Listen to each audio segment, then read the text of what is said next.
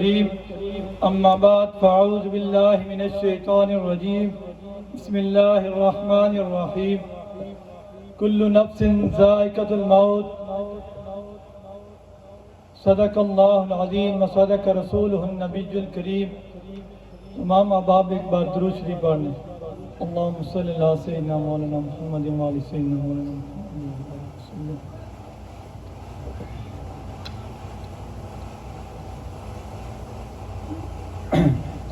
جو آیت مبارکہ میں نے تلاوت کی ہے اکثر آپ نے یہ سنی ہوگی کل نفس ذائقۃ الموت.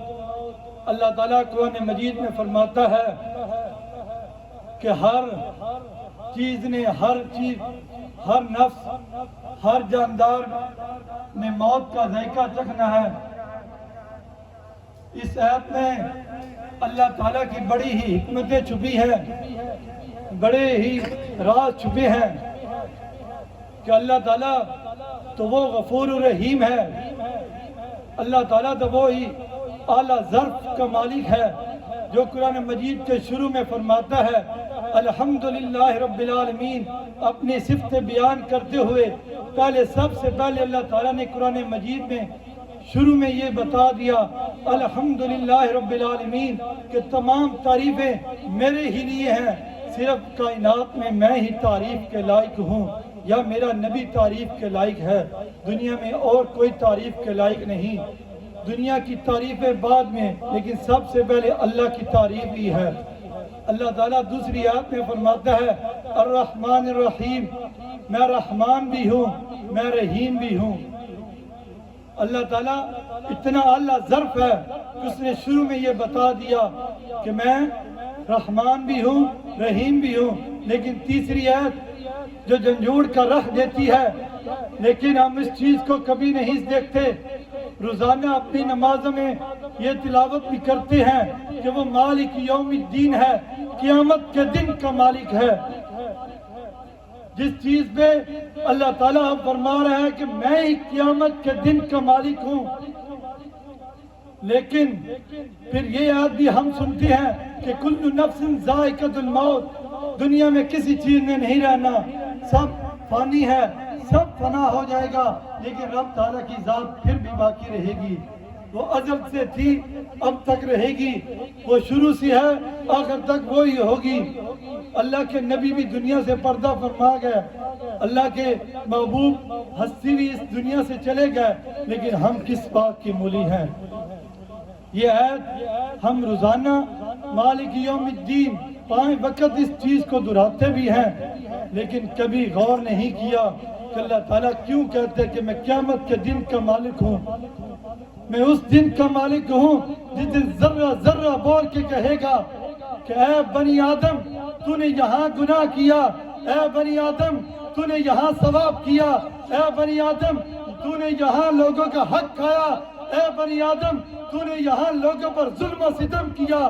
لیکن ہم پھر بھی نہیں گھبراتے, ہم کہتے تو اللہ معاف کر دے گا. اللہ ضرور فرماتا ہے کہ میں رحمان بھی ہوں میں رحیم بھی ہوں, لیکن اللہ تعالیٰ یہ بھی فرماتا ہے میں قہار بھی ہوں میں وہاب بھی ہوں میں رزاق بھی ہوں میں فتاح بھی ہوں میں علیم بھی ہوں میں قابض بھی ہوں میں ان اللہ علی کل شیء قدیر بھی ہوں. اس قدرت کے تمام خزانے میری مٹھی میں ہیں, اس دنیا کا نظام میری مٹھی میں ہے. اب چند دن پہلے دھوپ تھی, آج سردی ہے. لوگ کہتے تھے کہ سردیاں نہیں, اللہ نے چند دن کے میں سردی دنیا کو بتا دیا کہ اس کائنات کا مالک میں ہوں. اس ٹھرتی ہوئی سردی میں بھی صحابہ اٹھ کر نماز پڑھتے تھے.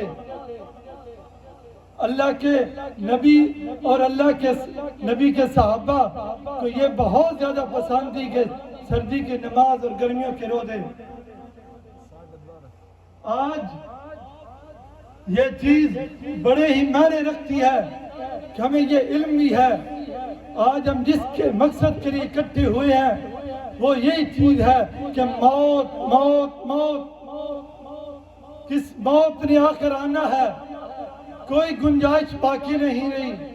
کوئی 100 سال دیے یا 1 سال دیے, یا ایک دن جیے یا ایک سیکنڈ جیے، اس موت نے آخر آنا ہے، لیکن ہم آخرت کی تیاری کبھی نہیں کر رہے۔ ہم بھول گئے کہ ہمارے رب نے جو سزا جزا کا دن مقرر کیا ہے، اس دن کو ہم بھول گئے۔ ہم دنیا کی مال و متاع میں اتنے گمسن ہو گئے کہ اس وقت اگر ہم قرآن مجید کو کھول کھول کر دیکھیں، ہمارا تو یہ سٹیٹس ہو گیا کہ ہمارے والدین یہ کہتے کہ بیٹا تو نے انگریزی پڑھنی، تو نے میتھ پڑھنی، لیکن قرآن نہیں کھولنا۔ یہ بڑی افسوس کی بات ہے۔ قرآن تو وہ ہے کہ جس کی ایک آیت پڑھو تو ساری زندگی روتے ہوئے گزر جائے گی۔ قرآن تو وہ ہے کہ جو آپ کو لمحے لمحے کے باخبر کرتا ہے۔ صحابہ نے قرآن کو کھول کر دیکھا تھا، قرآن کو پڑھ پڑھ کر اپنے بچوں کو سنایا بھی تھا، پھر وہ چند ہوتے تھے تو ہزاروں کے لشکر پر غالب ہو جاتے تھے۔ اور قرآن مجید میں یہ آیت بھی ہے، رب انی مغلوب فانتصر، کہ مومن تو ہمیشہ غالب رہیں گے۔ لیکن اب ہم 1.5 ارب سے بھی زیادہ ہیں، لیکن اس وقت ہم غزہ اور فلسطین آپ دیکھ سکتے ہیں کہ ان لوگوں پر ظلم و ستم بھی ہے، لیکن مسلمان غالب نہیں۔ یہ ہمارا صرف ایمان کمزور ہے۔ ہم یہ دیکھ رہے ہیں کہ ہم نے دین کو پڑھنا اور قرآن کو سمجھنا چھوڑ دیا، موت کی تیاری کرنی ہم نے چھوڑ دی۔ حالانکہ ہمیں آخرت کی تیاری کرنی چاہیے، موت کی تیاری کرنی چاہیے کہ آخرت میں اللہ